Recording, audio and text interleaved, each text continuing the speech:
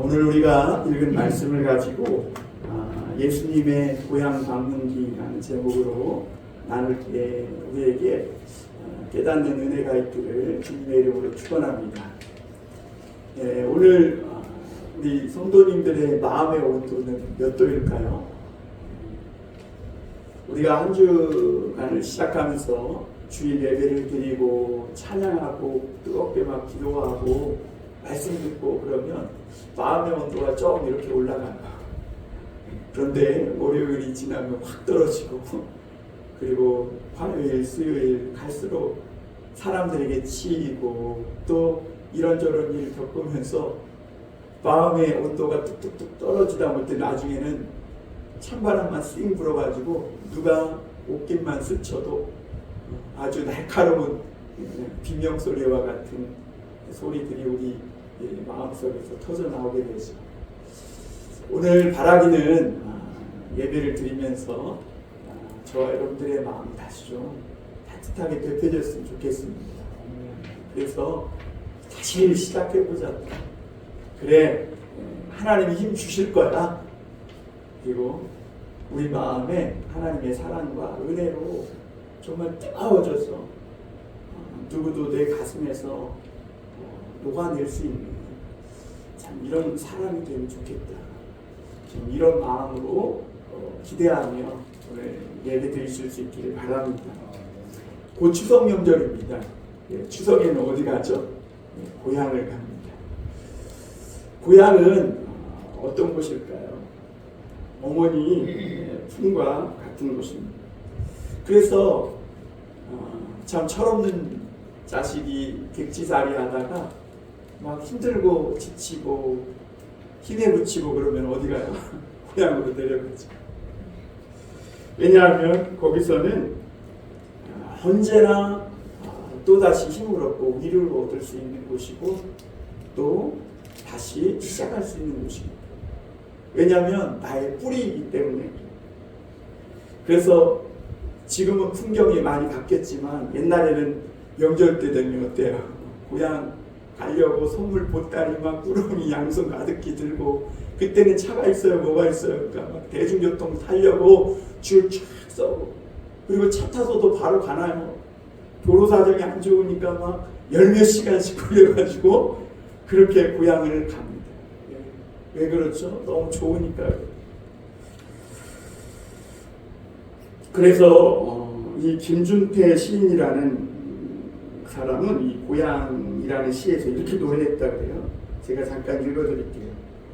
고향에선 어디를 보아도 어머님의 가슴이여라. 고향에선 어디를 보아도 아버님의 벌어진 두 어깨. 할아버님과 할머님의 하얀 매미를 동백꽃, 유채꽃 그 물결이여라. 그리고 마지막 구절이 아주 마음에 와닿습니다. 고향에선 눈 감고 뛰어도 자빠지거나 넘어질 땐 흙과 풀이 안아준다. 고향에서는 내가 천방지축으로 뛰다가 넘어져도요 흙과 풀이 안아줘서 다치질 않는다는 거예요. 고향이 좋은 거죠.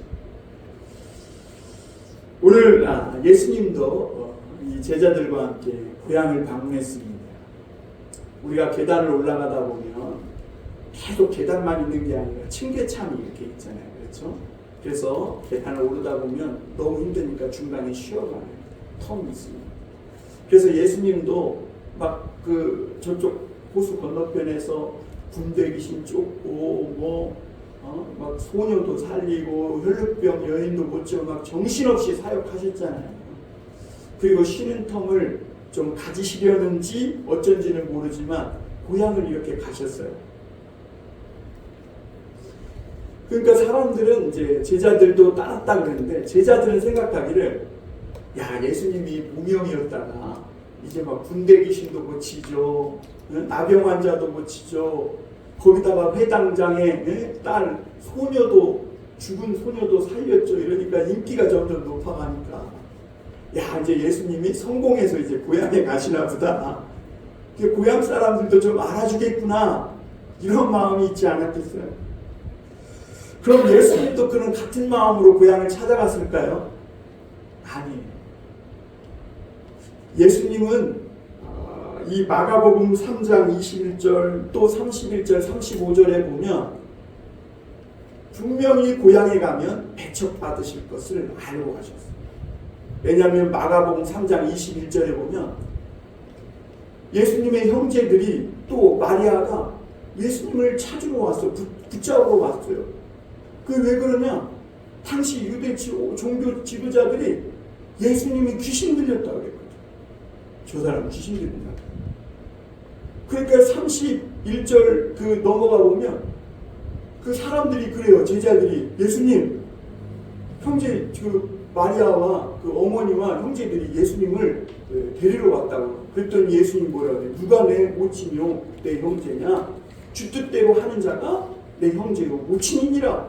그러면서 고향에서 예수님이 어떤 대접을 받고 있는지를 주님은 다 아셨어요.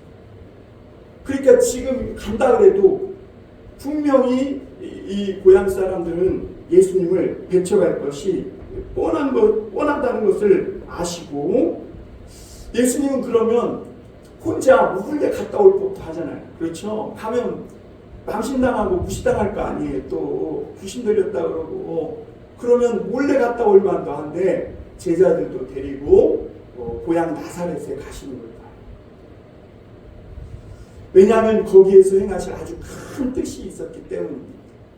오늘 이런 것들을 생각하며 우리 마음에 하나님이 주시는 세미한 음성이 들려주시기를 바랍니다.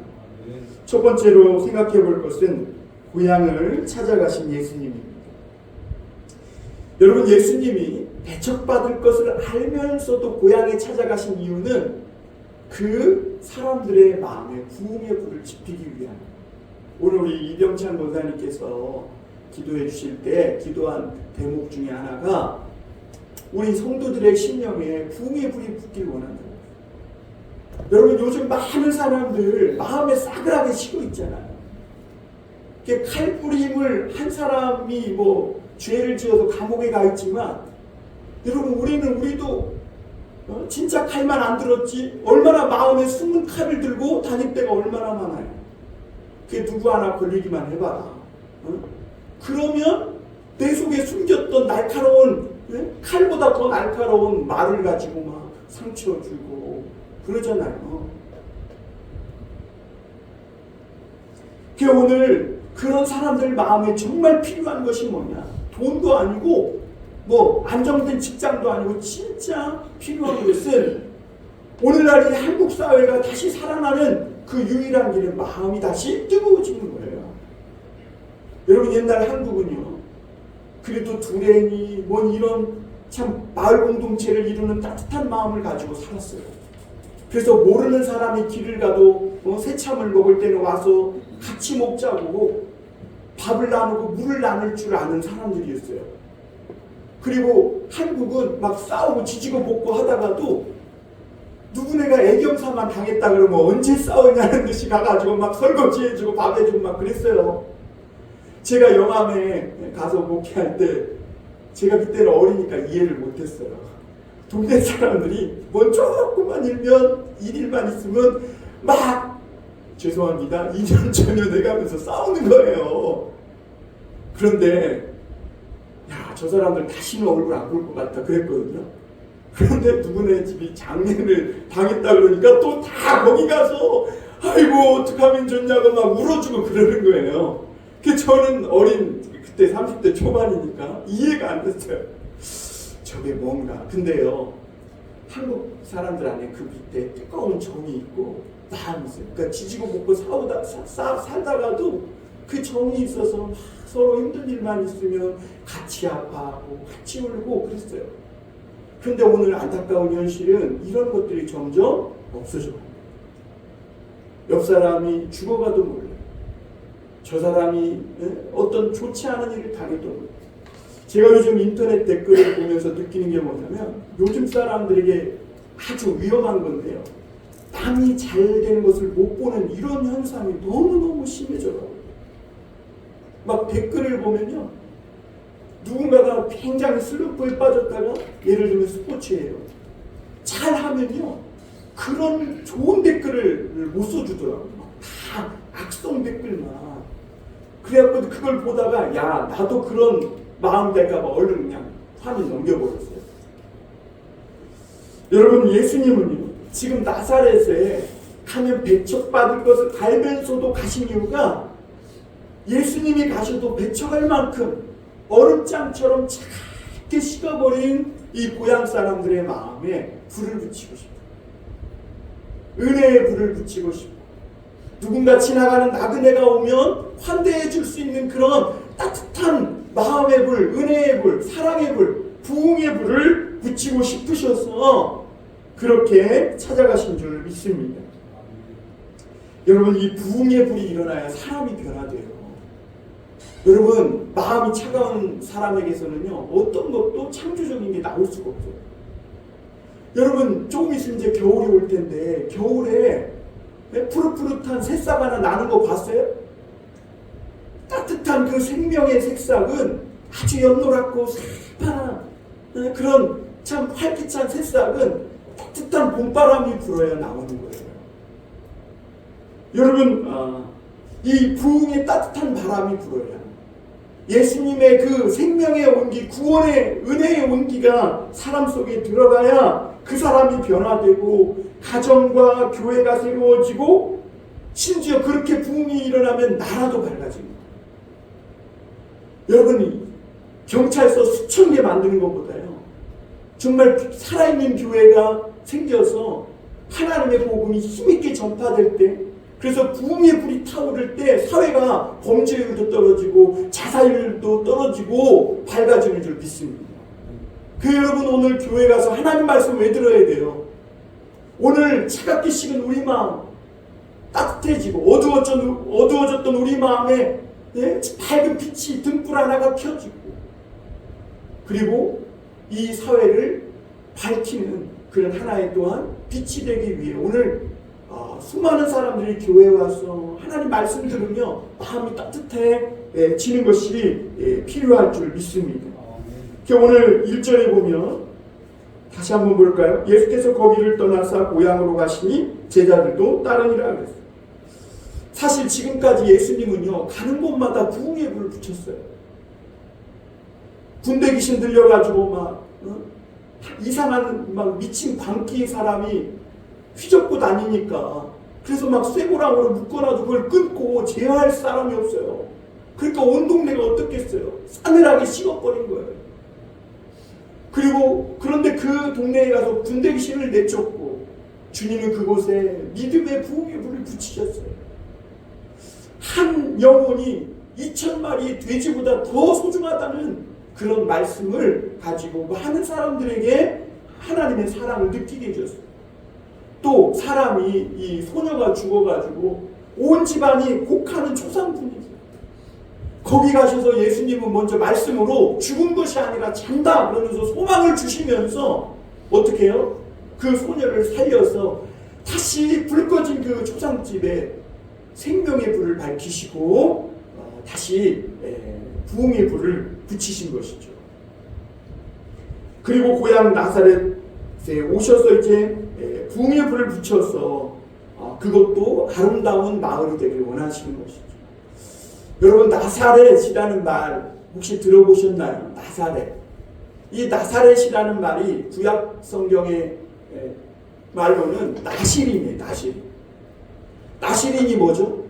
구별된 사람, 거룩한 사람이라는 뜻이에요. 그 삼손이 나시린이었잖아요. 나시린. 근데 하나님 앞에 구별되고 헌신된 사람으로 삼손이 살아야 되는데 그렇게 살지 못하고 매일 술집이나 드나들고 기생집이나 드나들고 어떻게 하는 거예요?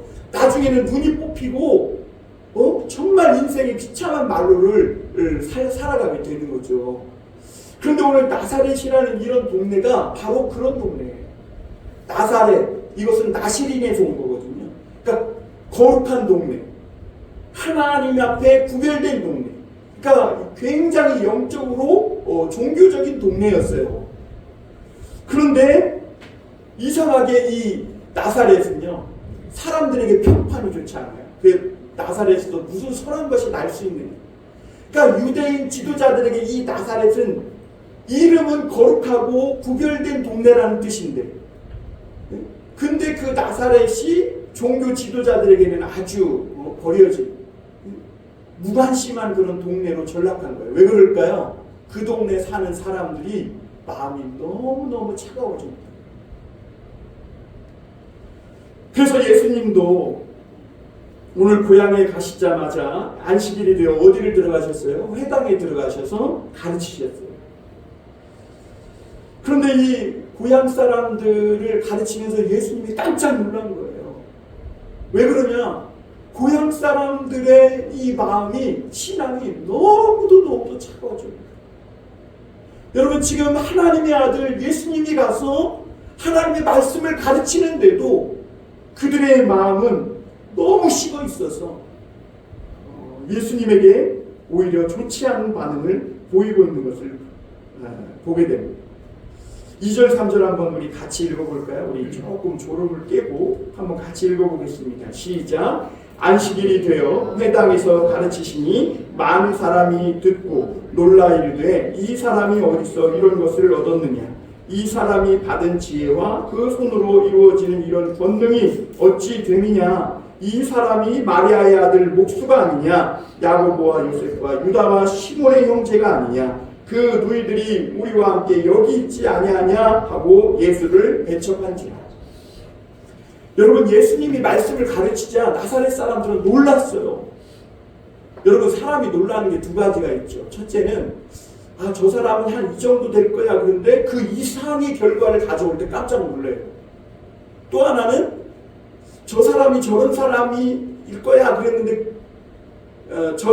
좋지 않은 방향으로 그 이상의 반응을 나타내자 깎아내고 비아냥거리는 쪽으로 놀라게 되는 것이죠.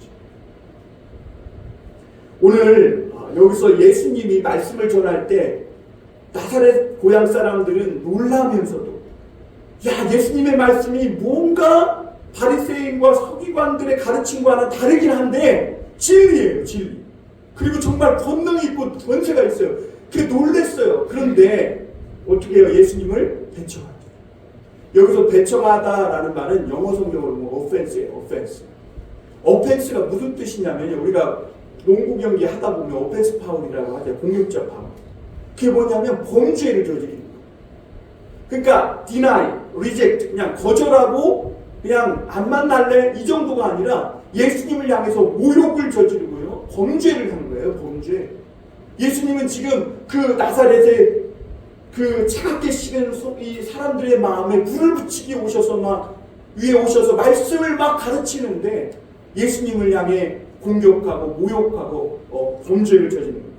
그게 어디서 나타나느냐? 이 고향 사람들이 예수님의 말씀에 놀라면서도 예수님을 깎아내리는데 뭐라고 깎아내리냐면 마리아의 아들이 아니냐. 마리아의 아들. 여러분, 요즘 시대가 바뀌어서 어머니의 밑으로도 자녀를 등록할 수 있다죠. 이제 올릴 수 있다죠. 그러지만 옛날에는 다 누구의 아들 그럴 때 아버지의 이름을 대잖아요. 근데 마리아의 아들 그러면 무슨 말이에요? 후레자식이라니. 아버지를 보는 후레자식. 예수님을 굉장히 깎아내리고 예수님의 평판을. 이게 무슨 상황이냐면 한번 보세요. 상황을 한번 잘 생각해 보세요. 예수님이 고향에 가셔서 막 말씀을 전하시니까 고향 사람들은 예수님이 누군지 알잖아요. 예수님의 형제도 알고 어린 시절도 알고. 그런데 전하는 말씀에 보면 이게 목수가 아니에요. 전직 목수가 아니에요. 선지자고 막 하나님의 아들처럼 능력이 있고 그런 거예요. 그러니까 그때 예수님을 깎아내리고 싶으니까 뭐라 그래요? 아이고, 저 사람 아무리 그래도 마리아의 아들이에요. 여러분, 우리도 그러죠. 어떤 사람이 누구에 대해서 그 사람 참 좋더라. 그 사람 참 괜찮더라. 그런데 그 사람하고 오랫동안 고향에서 살았던 친구가 하는 말이 툭 던지는 말이 걔 아빠 없어. 이러면 어떻게 되는 거야? 그 사람을 좋게 봤던 그 친구의 마음에 나쁜 양념을 뿌려가지고 그 사람의 평판을 깎아내리는 거예요. 지금 나사렛 사람들이 그러고 있는 것이죠.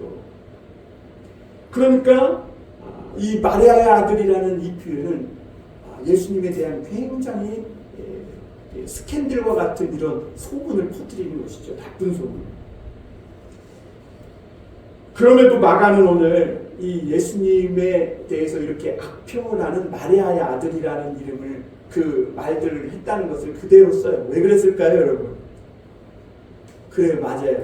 예수님은 사람의 아들이 아니에요.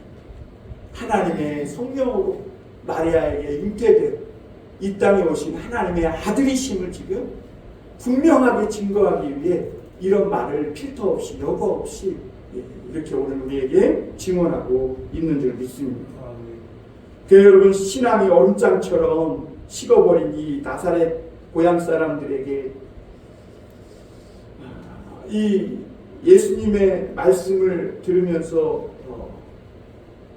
놀라면서도 이렇게 예수님의 이름 출신을 거들먹거리면서 배척하고 거부감을 드러냅니다. 그럼에도 예수님은 참 나사렛에서 무슨 선한 것이 날 수 있느냐, 참 정말 동네냐고 아무 쓰잘데기 없는 정말 폐인들만 모이는 그런 동네와 같은 동네, 그런 데를 찾아가셔서 그래도 주님은 그곳에 희망을 품고 은혜를 품고 하나님의 나라를 말씀을 증거하고 계신 것이죠. 여러분, 우리가 이런 걸 보면서 깨달아야 될 것이 선입견, 이 편견이라는 게 얼마나 무서운지를 깨달아야 될 줄 믿습니다. 그게 막 지역에 대한 선입견을 가지고 함부로 말하는, 또 잘 알지도 못하면서 저 사람을 잘 안다고 함부로 편견을 갖고 이야기합니다.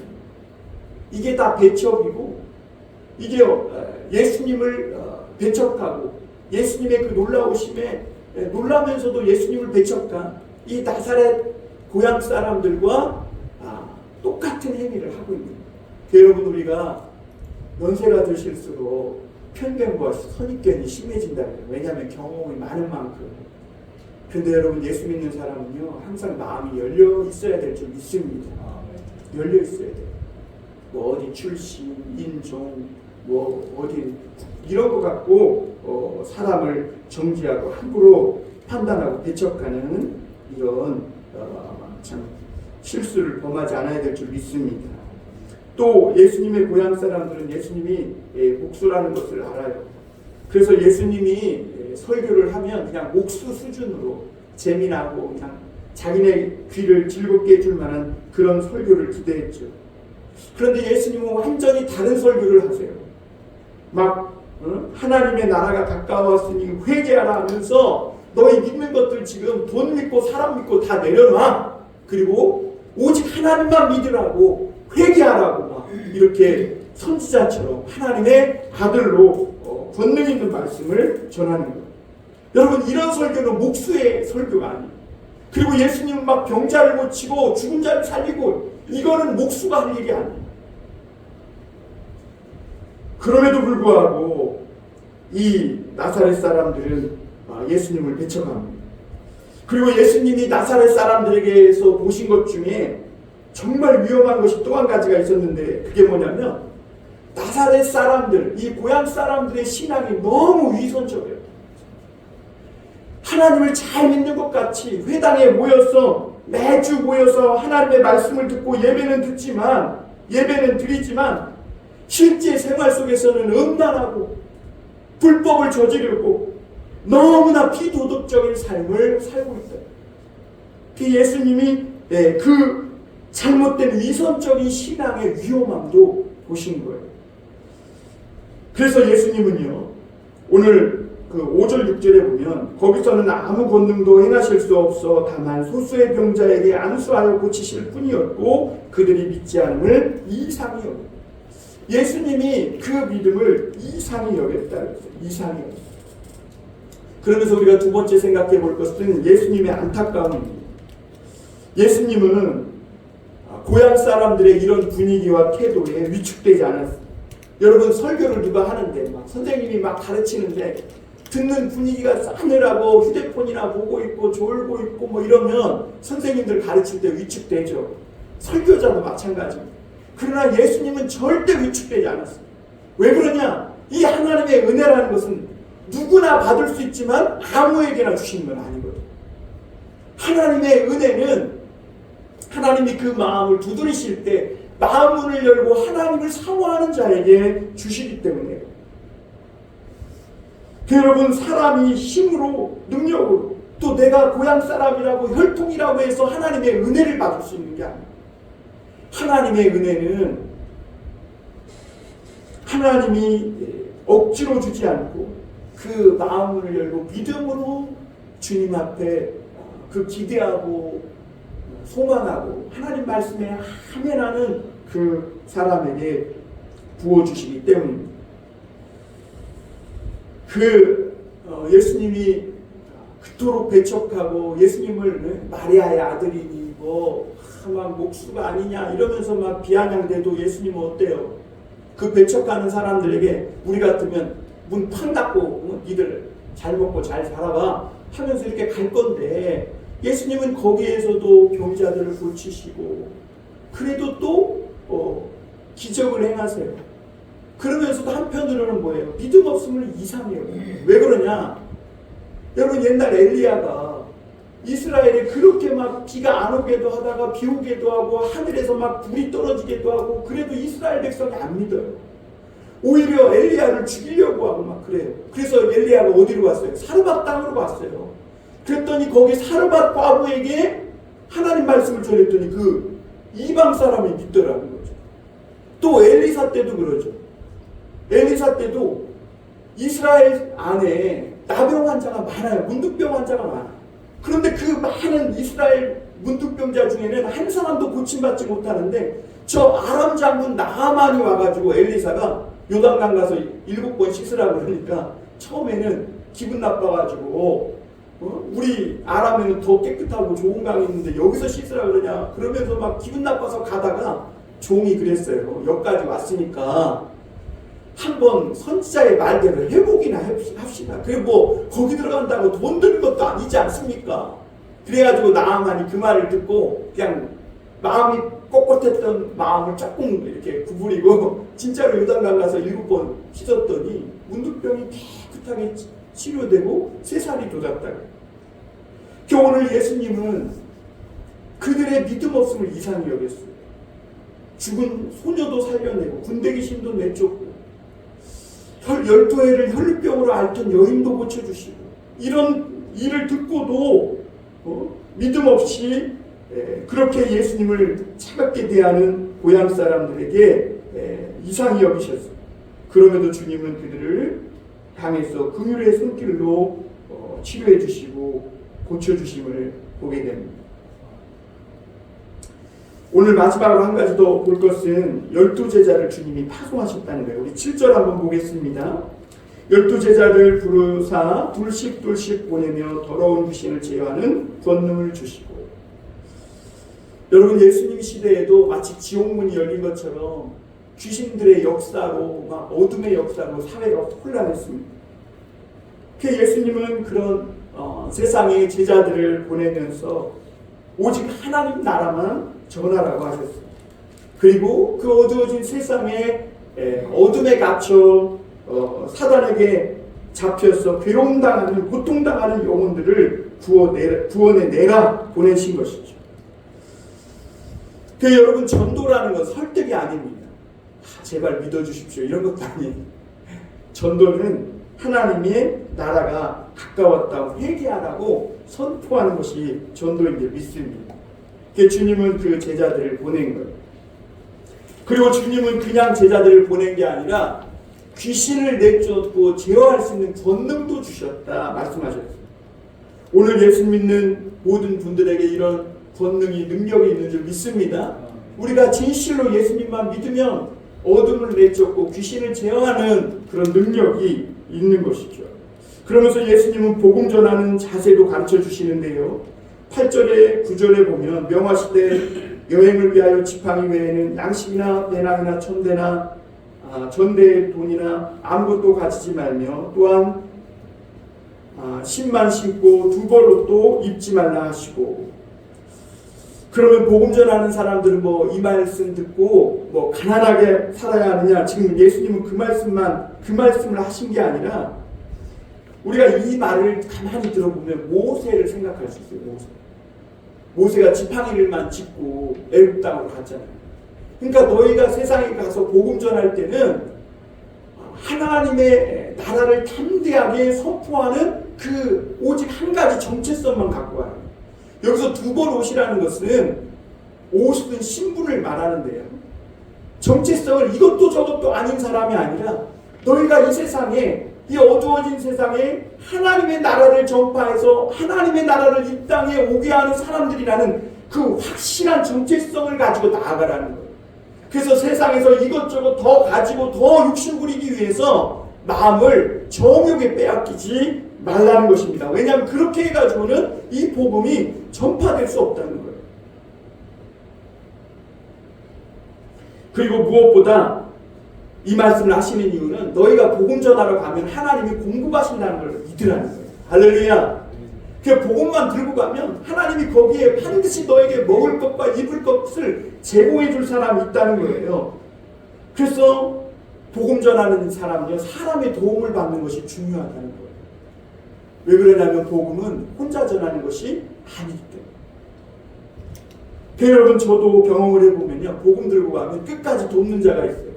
제가 영암에 갔을 때도 참 청년 때 아무것도 없는 교회에 갔는데, 청년 때가 아니죠, 젊을 때. 거기에서도 돕는 자가 있었는데 또 복음 들고 봉당에 오니까 여기서도 하나님이 돕는 자들을 그렇지.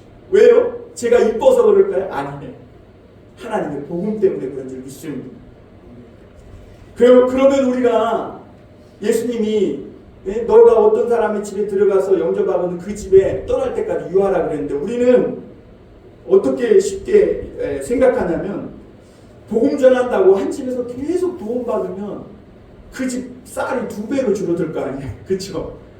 되게 미안하잖아요. 저도 인간적인 마음에 많이 미안해하는 것이 사실인데요. 그러나 하나님 뭐라 그래요? 걱정하지 말라. 네가 복음만 들고 가면 너가 그 집에서 먹는 것 이상으로 채워주겠다. 그러니까 염려하지 말고 미안하지 말고 팍팍 먹으라는 거예요. 왜? 하나님은 네가 먹는 거 넘치도록 그 집에 복을 주시겠다는 것이죠. 그리고 만약에 너희가 전도했는데도 아무도 믿지 않거든, 그때는 싸우려고 하지 말고 발에 먼지를 떨어버리라. 이게 무슨 말이에요? 하나님의 말씀을 전해도 오늘 나사렛 사람들처럼 배척하고 믿지 않는 사람들도 반드시 있다는 겁니다. 왜 주님은 그렇게 하시냐? 이제는 너의 책임이 아니라는 거예요. 안 믿고 그들이 소돔과 고모라 같이 망하는 것은 이제 너의 책임이 아니라는 거예요. 그들이 하나님의 말씀을 갖고 들어가서 전했음에도 그들이 믿지 않고 새로운 인생으로 새 사람이 되어서 살지 않으면 그것은 더 이상 너의 책임이 아니다. 그리고 그렇게 사는 마지막은 뭐예요? 소돔과 고모라처럼 심판을 받을 것이라고 말씀하십니다. 그리고 복음이 필요한 또 다른 마음으로 가라고 하십니다. 그래서 오늘 제자들은 마지막 12절 13절을 보면 제자들이 나가서 말씀을 믿고 전했어요. 회개하라 막 전파했어요. 회개가 뭐예요?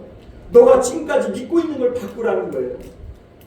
돈을 믿고 사람을 믿고 지금까지 살았다면 이제는 하나님을 믿고 살라는 것이죠. 그 제자들이 이렇게 전했어요. 그랬더니 정말 능력이 나타났어요. 귀신이 쫓겨나고 병자들이 고침을 받은 거예요. 그리고 정말 예수님의 말씀대로 돕는 자들이 생겼던 것이죠. 그리고 누가복음 10장 18절에 보면 예수님은 복음 전하고 오는 제자들에게 이렇게도 말씀하셨어요. 너희가 복음 전할 때 막 사단이 번개같이 하늘에서 떨어지는 걸 봤다는 거예요. 사단이 사람들에게 장난질하고 괴롭히고 사회를 혼란하게 하는데 너희가 나가서 막 하나님 예수님의 말씀을 믿고 복음 전하니까 그 사람들 가운데에서 막 보이지 않게 장난질치고 어지럽히는 이런 사단이 번개같이 떨어지더라는 거예요. 할렐루야. 여러분, 오늘 우리에게 이런 능력이 있기를 원하고 또 우리가 이런 사명을 감당하라고 하나님이 여기에 교회를 세워주신 줄 믿습니다. 그리고 여기에 오신 한 분 한 분을 주님이 그 일을 우리에게 부탁하시려고 여기에 부르신 줄 믿으시기를 바랍니다. 오늘날 우리는 세상을 살아갈 많은 능력이 필요합니다. 전염병을 이길 능력도 필요하고요. 미친 광기를 이길 능력도 필요하고 재물 얻을 능력도 필요하고 우리 마음속에 있는 분노와 미움을 이길 능력도 필요합니다. 중요한 것은 이 모든 능력들이 예수님 안에 준비되어 있는 줄 믿습니다. 구질구질한 인생에 치여서 싸늘하게 식어버린 우리 가슴을 데울 수 있는, 뜨겁게 달구고 데울 수 있는 능력도, 또 내 인생, 내 가정을 구원하는 그 은혜와 능력도 모두 예수님에게 있음을 믿으시길 바랍니다. 여러분, 이 시간에 나에게 다가오셔서 문을 두드릴 예수님 배척하지 마시고 예수님을 내 비밀의 방에 모시고 내연 관계를 만드세요. 괜히 이상한 여자, 이상한 남자 내연 관계 만들지 말고 예수님을 나의 내연 관계로 모시고 살아가실 수 있기를 바랍니다. 정말 문제인 것은 오늘도 여전히 우리의 마음이 뜨거워지지 않는다는 겁니다. 많은 사람이 선입견과 편견에 쌓여서 또 세상에서 너무 닳고 닳아서 쉽사리 마음문을 열지 못합니다. 그럼에도 주님 대접받을 것을 알면서도 그럼에도 불구하고 또 우리에게 찾아오시고 박대받을 것을 아시면서도 여전히 거기 서서 문을 두드리시는 예수님이 지금 이 시간에도 계신 줄 믿습니다. 그 주님께 마음문을 활짝 여시고 받아들이실 수 있기를 바랍니다. 계시록 3장 20절에 보면 볼지어다 내가 문 밖에서 두드리는다. 누구든지 내 음성을 듣고 문을 열면 내가 그에게로 들어가 그로 더불어 먹고 그는 나로 더불어 먹으리라. 사탄도 이기고 어둠도 이기고 분노와 미움도 이기고 필요한 모든 능력을 예수님께 받아서 능력 있게 살아가시는 저와 우리 모든 성도님들 되시길 주님의 이름으로 축원합니다. 기도하겠습니다.